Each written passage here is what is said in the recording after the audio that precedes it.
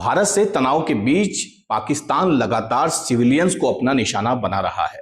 जहां उसने कई धार्मिक स्थलों को अपना निशाना बनाया है, तो वहीं रिहायशी इलाकों में भी गोले दागे हैं। पाकिस्तान की ओर से लगातार हमलों के बीच उत्तराखंड भी हाई अलर्ट पर है।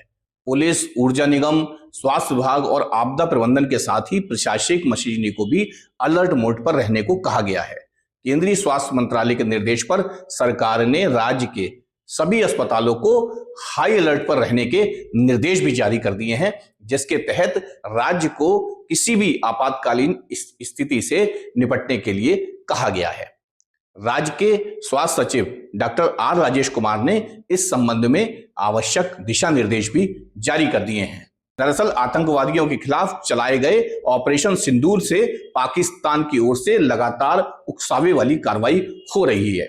स्वास्थ्य सचिव के निर्देशों के अनुसार उत्तराखंड के सभी सरकारी और निजी अस्पतालों को अलर्ट मोड पर रखा गया है। सभी डॉक्टरों और स्वास्थ्य कर्मियों की छुट्टियां तत्काल प्रभाव से रद्द कर दी गई हैं, ताकि किसी भी स्थिति में चिकित्सा सेवाएं प्रभावित ना हो। इसके साथ ही राज्य में 12,000 बेड चिन्हित करने के निर्देश भी दिए गए हैं, जिन्हें जरूरत पड़ने पर तुरंत इस्तेमाल में लाया जा सकेगा। पंडित राम सुमेर शुक्ला राजकीय मेडिकल कॉलेज रुद्रपुर के प्राचार्य डॉक्टर के.एस. शाही ने क्या कुछ कहा, आपको सुनवाते हैं।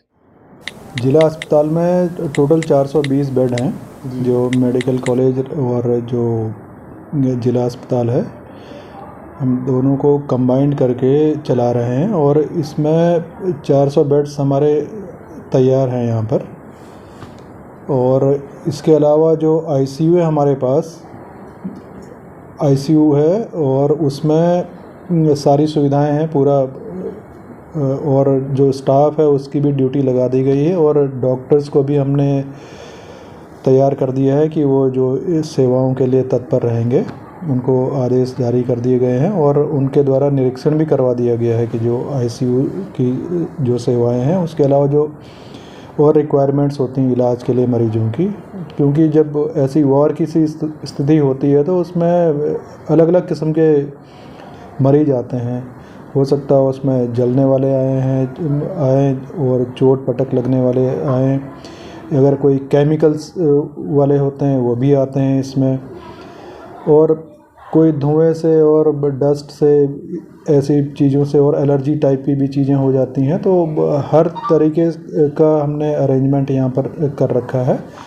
और जो प्रमुख चिकित्सा अधीक्षक हैं उनको भी उनके साथ बैठ के सारी तैयारियां कर ली गई हैं। सीएमओ साहब के साथ भी बैठक कर ली गई है। और जो इसमें क्योंकि मटेरियल्स की भी आवश्यकता रहती है कि बैंडेज की आवश्यकता रहेगी, दवाइयों की आवश्यकता रहेगी, और उसके अलावा जो इंस्ट्रूमेंट्स हैं उनकी सप्लाई होनी है, तो वो सब चीज़ें रेडी कर दी गई हैं। उसके लिए टीम्स भी गठित कर दी हैं। आज ही हमने जितने भी हमारे कर्मचारी हैं सबको संबोधित करके उनको डायरेक्शंस दे दिए हैं कि आप लोग कहाँ पर आप तैनात रहेंगे, आपके क्या क्या कार्य होंगे अगर ऐसी स्थिति आ जाती है। तो कुछ लोगों को इस पे लगा दिया है कि जब जो आम जनता है वो पैनिक ना हो ऐसे सिचुएशन में, तो उनको डायरेक्शन देगी वो। और कहाँ से अगर कुछ वो बिल्डिंग में ख़तरा होता है तो कहाँ से निकलना है, कहाँ पर क्या सामान रखा जाएगा, और बिजली, पानी, और जो फायर वाले सिस्टम्स हैं, अलार्म्स हैं, उसके अलावा जो मैसेज कम्युनिकेशन करना है, अनाउंसमेंट्स करने हैं, उसके लिए सारी तैयारियां कर दी हैं और टीमें गठित कर दी हैं। सर, मुख्यतः ये सैनिकों के लिए क्या गया है?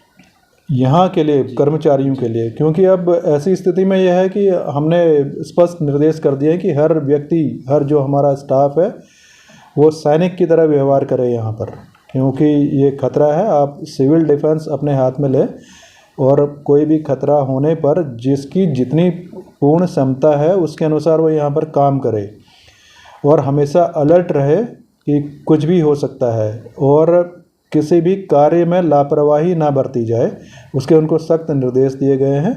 और इसके अलावा उनको जिम्मेदारियां सौंप दी गई हैं कि आप लोग इस वक्त पे ये काम करेंगे, तो उससे जो है वर्क स्ट्रीमलाइन हो जाएगा।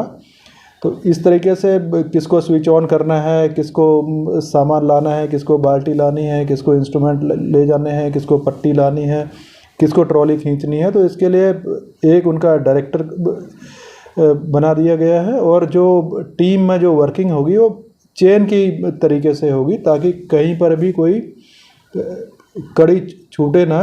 इस तरह से अरेंजमेंट्स करने के उनको पूरा डायरेक्शंस आज हमने दे दिए हैं। कल से इसकी प्रैक्टिस भी उनको करवाई जाएगी कि आप ऐसी सिचुएशन होगी तो मॉक ड्रिल टाइप का जो अस्पताल के अंदर वो कल से करवाया जा रहा है उनको। आज उनको निर्देश दे दिए गए हैं, टीमें गठित कर दी गई हैं और सारे अलार्म सिस्टम से लेके ड्रेसिंग होगी या कहाँ पर जो ऑपरेशन थिएटर्स हैं उनकी रेडीनेस होनी चाहिए। इमरजेंसी में क्या क्या किस तरह के मरीज आएंगे तो उनको कैसे वो ट्रायल सिस्टम कहते हैं वो कैसे करा जाएगा, ये सब चीज़ें उनको बता दी गई हैं।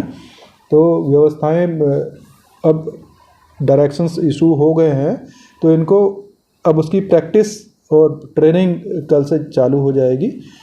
तो अच्छा हम लोग का जो रिस्पांस रहेगा ऐसी सिचुएशन में वो सब हमने अरेंजमेंट कर दिए हैं आज। उधर आपात स्थिति को देखते हुए Uttarakhand power corporation limited UPCL ने सब बड़ा फैसला लिया है। कॉर्पोरेशन ने आदेश जारी कर सभी अवकाश पर गए कार्मिकों की छुट्टियां तत्काल प्रभाव से रद्द कर दी हैं। साथ ही किसी भी कर्मचारी को बिना अनुमति मुख्यालय छोड़ने पर भी रोक लगा दी गई है।